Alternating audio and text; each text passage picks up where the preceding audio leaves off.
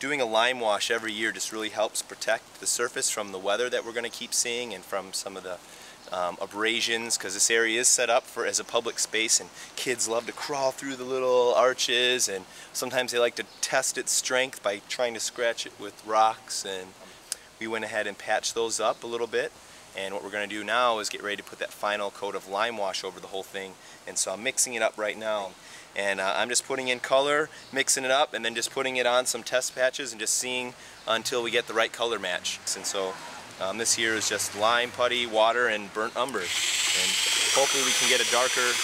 The one I had just now was just a little too light. So what we're going to do is do a lime wash, and we're doing a little work on the staining on the shingles.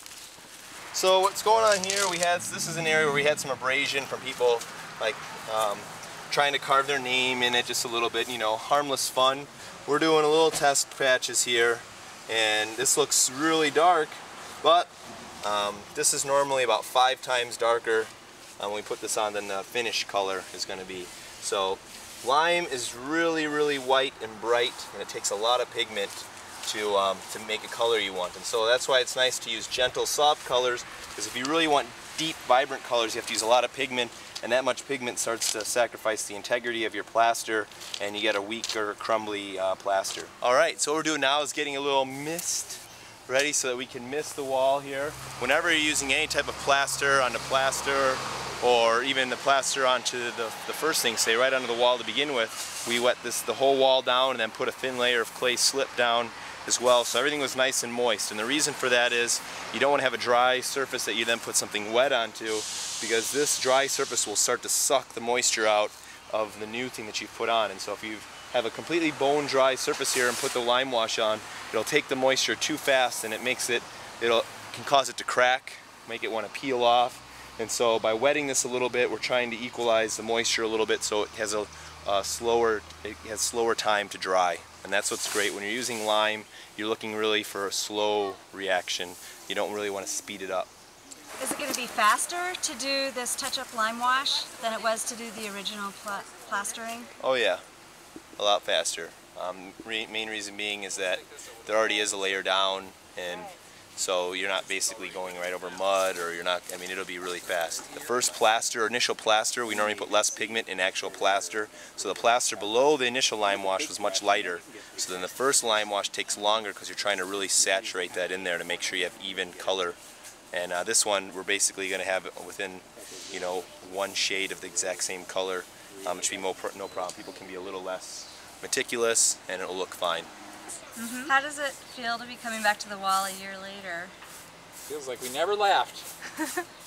Did you get to do this last year? I didn't. I missed out. I was took part in the beginning stages of the wall, and I guess it feels good if take some responsibility for something to help create too. And I like it. So you can see the difference here. Here is our original plaster. Here is kind of the test piece I'm trying to match, and you can see it's still drying too light. So added more burnt umber here, and more people show up, and it'll be the celebration that it is. And in many cultures, especially in the Southwest, Native American cultures, and in Africa, this is a job that's reserved solely for the women, and only the women are allowed to make the finished plasters and the washes, because it uses the sacred clays and the sacred elements of the earth that they feel only the women, being connected with the mother, are privileged to touch. So it's a ton of fun, and I can't wait till I have my house where I actually get to have a festival every year of celebration and have some wonderful empowered women to come out and help and lead in the plaster. So, yeah, you'll use this stuff right here. You'll put some of that on there. Here's another one. Is this one easier for you? Ray. Yeah, let's switch. You know what? I have an idea for Ray and Dustin. What's that? For the little ones, can we just get water? Yeah. There were a couple cracks in the wall, Yeah. you said. There was some cracks in the wall.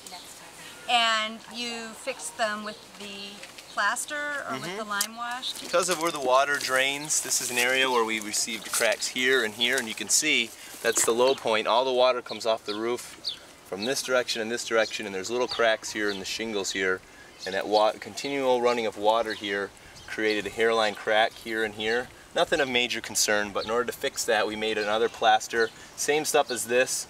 We didn't have to be so picky about getting the color exactly right because we're going to go ahead and lime wash over everything here. Basically, we went ahead and we put that on really thin with just a light sponge application, and all those cracks are filled now. And to help alleviate some of that, we're going to use some more silicone here underneath the shingles here so that there's less water that continually is sitting here. And just all that continual water will make little cracks. So it's nothing to be extremely concerned about. We're just trying to make sure that this just is super durable and with minimal maintenance. The neat part about lime is that if you just add a little more water and lime to it, it fills in the hole and it seals itself. So they say lime plaster is self-healing, because even just water alone the lime will dissolve enough and fill in its own crack through the years. And that's why they think that, like, Scottish mortar work done 400 years ago is still there. I mean, if it hasn't had too severe a beating. And so that's one real neat prospect about using lime again, even though it was kind of not used for a long time. And Portland cement is what is used now as an outer stucco on buildings.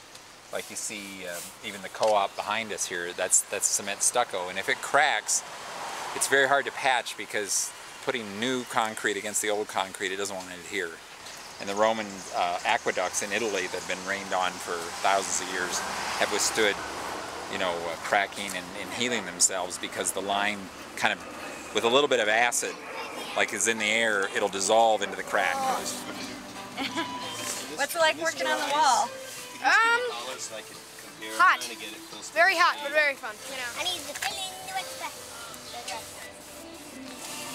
And I know a lot of people were mostly excited about working on the walls because it was a great learning opportunities for their own desires to build Cob projects.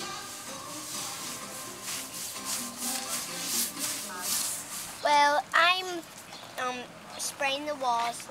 Then the people who are painting are coming and then painting it, and I'm going to spray it. So if you continue to lime wash or whitewash, the cracks fill in, they dissolve, and the cracks disappear. Now if this was Portland cement, the crack that developed here, we would have very little hope of any new cement staying in that crack.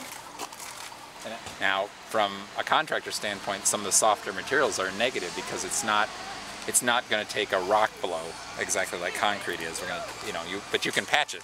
That's the good news. You can fix it up and make it as good as new with just a little more lime sand, and then go over it with the lime wash, and it's right back to where it was.